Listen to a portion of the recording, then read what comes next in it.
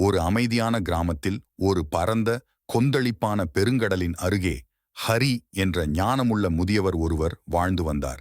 கிராமவாசிகள் அடிக்கடி பல்வேறு விஷயங்களில் அவருடைய வழிகாட்டுதலை நாடுவார்கள். அதிலும் குறிப்பாக வாழ்க்கையின் நிச்சயமற்ற தன்மையால் சிரமப்படும் போது ஒரு நாள் அர்ஜுன் என்ற இளைஞன் ஹரியிடம் வந்தான். அர்ஜுன் முதியவரிடம், வாழ்க்கையின் போராட்டங்கள் மற்றும் துன்பங்களால் நான் மூழ்கிவிட்டேன். முடிவில்லாத பிரச்சனைகளின் கடலில் மூழ்குவது போல் உணர்கிறேன். இந்த துன்பக் கடலில் நான் எப்படி அமைதியை கண்டுபிடித்து பயணிப்பது என்று கேட்டான். ஹரி அர்ஜுனை கனிவான கண்களால் பார்த்து ஒரு ஆழமான குரலைச் சொன்னார். பிறவி பெருங்கடல் நீந்துவர் நீந்தார், இறைவன் அடிசேராத்தார். அர்ஜுன் முதியவரிடம் இந்த குரலுக்கு அர்த்தம் கூற முடியுமா என்றான். இறைவனுடைய பாதங்களில் அடைக்கலம் தேடுபவர்கள் மட்டுமே பிறப்பு மற்றும் மறுபிறப்பு என்ற பரந்த கடலை கடக்க முடியும் என்பது இந்த வசனத்தின் பொருள்.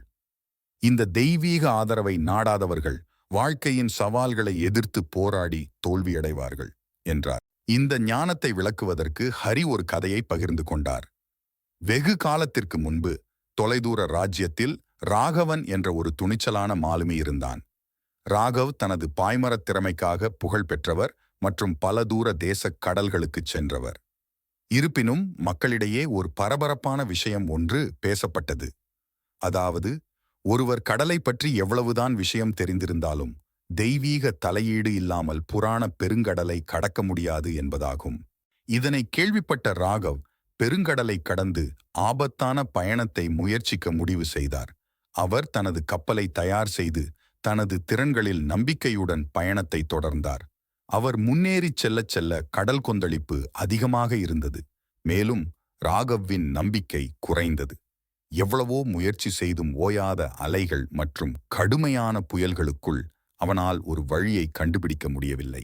களைத்துப் போய் விரக்தியின் விளிம்பில் இருந்த ராகவ் தெய்வீகத்தை சரணடைவதன் சக்தியை பற்றி ஒரு முறை தன்னிடம் கூறிய ஒரு வயதான முனிவரின் போதனைகள் நினைவுக்கு வந்தது. வேறு வழியின்றி ராகவ் கண்களை மூடி தலை குனிந்து முழு மனதுடன் பிரார்த்தனை செய்து தெய்வீக வழிகாட்டுதலையும் ஆதரவையும் நாடினான். அதிசயமாக புயலின் வேகம் குறைந்தது. அவருக்கு முன்னால் ஒரு அமைதியான பாதை தென்பட்டது. தெய்வீக வழிகாட்டுதலுடன் ராகவ் வெற்றிகரமாக பெருங்கடலை கடந்து மறுகரையை அடைந்தார். ஹரி அர்ஜுனை பார்த்து, ராகவைப் போல வாழ்க்கையின் சவால்கள் என்ற பரந்த கடலை சமாளிக்க நமது பலம் மட்டும் போதாது என்பதை நாம் புரிந்து கொள்ள வேண்டும்.